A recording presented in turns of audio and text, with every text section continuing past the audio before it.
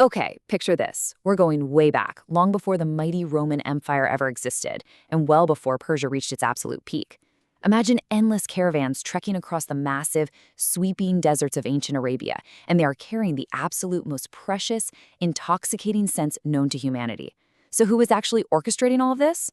Well, surprisingly, the true masters behind the global supply of frankincense and myrrh weren't some fearsome warriors. They were the brilliant, mostly forgotten merchants of a civilization known as the Kingdom of Mai. Welcome to this explainer on the Minaean Kingdom. This was an incredibly sophisticated ancient South Arabian civilization located in what is modern-day Yemen. They first popped up around the 8th century BCE, and they did something truly radical for the ancient world. They built this vast, highly influential empire based entirely on commerce, not on military conquest. While their neighbors were busy waging territorial wars and minting coins, the Minaeans were quietly and meticulously mapping out global trade networks. When we see the intricate artistry of artifacts like this griffin from the nearby region of Hadramaut, it completely shatters the myth that ancient Yemen was just an empty, isolated desert. Actually, it was home to a tight cluster of literate, highly developed kingdoms, places like Saba, Kataban, and of course, our focus today, Mayan. And they thrived in this harsh environment thanks to some brilliant engineering, like massive dams and irrigation systems, which really allowed their culture to flourish. Part 1. Masters of the Incense Route.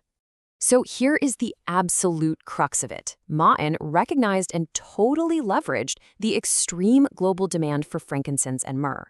And we have to remember, these aren't just nice-smelling perfumes.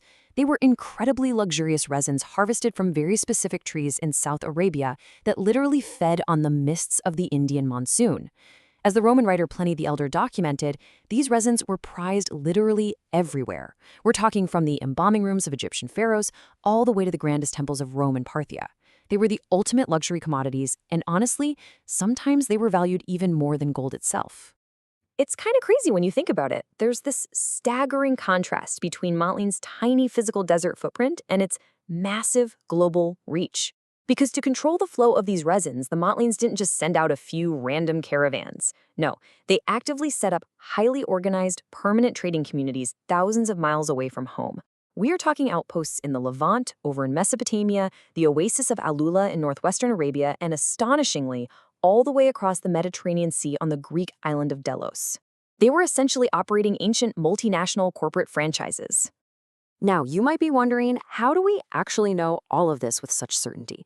Well, the answer is epigraphy, which is the study of ancient inscriptions. While this specific, beautifully carved script is Sabaean, the Minaeans used a very similar old South Arabian script to document absolutely everything. The sheer volume of Minoic epigraphy we found is essentially a massive paper trail. It proves just how carefully these merchants tracked their cross-continental business operations, their trade agreements, and even their daily logistics. Part 2. Cities of Stone and Sand. The Minaeans weren't just wandering nomads. By the 7th century BCE, Ma'in had evolved from a simple city-state into a truly formidable kingdom through a really powerful confederation. Their heartland was anchored by two incredible places: their carefully planned rectangular capital city of Karnawu and the heavily fortified oasis city of Yathal, which we know today as Barrakesh. And Barrakesh is an absolute archaeological marvel. Its ancient walls reached a towering height of 14 meters, and it boasted more than 50 defensive towers. But archaeology also tells us a deeply human and honestly kind of heartbreaking story about the true cost of this trade. Just outside Barrakesh, excavators have uncovered these cenotaphs. Basically, they're empty tombs. They have these funerary stelae bearing the names of specific individuals, but there are no skeletal remains inside. It's this stark, really poignant reminder of the Minaean merchants who died out on those perilous long-distance caravan journeys and never made it back home. Their families built these empty monuments to remember their sacrifices on the spice routes. Part 3. Rulers, Merchants, and Gods. So, unlike their neighbors, the Sabaeans, who were frequently engaging in territorial wars, mounting military campaigns, and eventually even minting coins to pay soldiers, Ma'un functioned much more like a merchant republic. Their kings actually had surprisingly limited powers. They weren't out building massive, opulent palaces for themselves. Instead, the state's focus was almost entirely on negotiating treaties, passing market regulations, and fiercely protecting those super lucrative trade routes. Their governance structure was highly collaborative, which is pretty rare and fascinating for the ancient world. The king, or the muluk, actually shared power with a council of representatives known as the Masood. And to ensure smooth transitions of power, because instability is bad for business, right? Kings often used co-regents, sharing the throne with a predecessor or successor.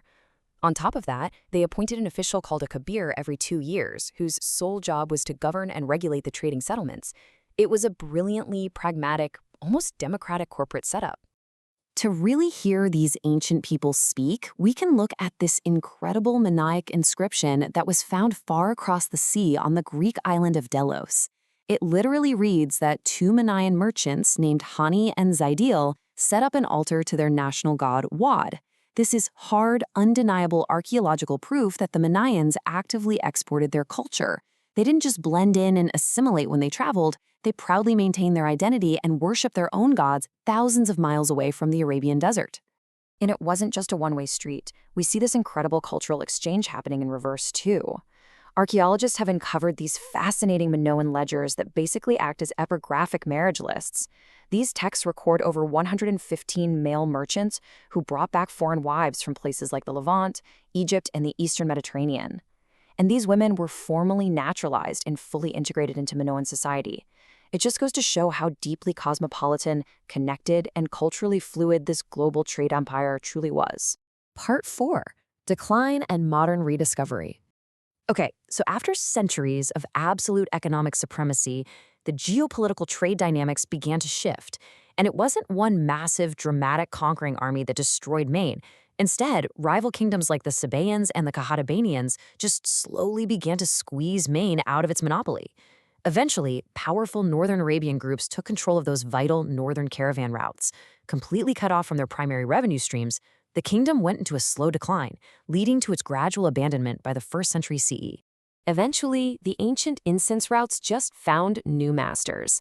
The stunning rock-cut tombs at Madain Saleh left by the Nabateans are a perfect example of this. As the Nabateans expanded their kingdom southward into places like Alula, an oasis where Minaean merchants used to hold massive sway and had built their own high places, the era of Minaean dominance officially came to a close. The trade absolutely continued, but the wealth was flowing to completely different capitals. Which brings us to our final thought for this explainer. The kingdom of Maine may have disappeared from our maps thousands of years ago, but their legacy is undeniably profound. They pioneered long-distance trade networks that laid the absolute foundation for globalized commerce as we know it. They proved, without a doubt, that ancient Arabia was never just an isolated, empty desert, but rather the beating heart of the ancient world's economy. So I'll leave you with this. If a kingdom is built entirely on commerce, collaboration, and cultural exchange, rather than the sword and conquest, does its legacy ultimately outlive its physical walls? Think about that and keep exploring.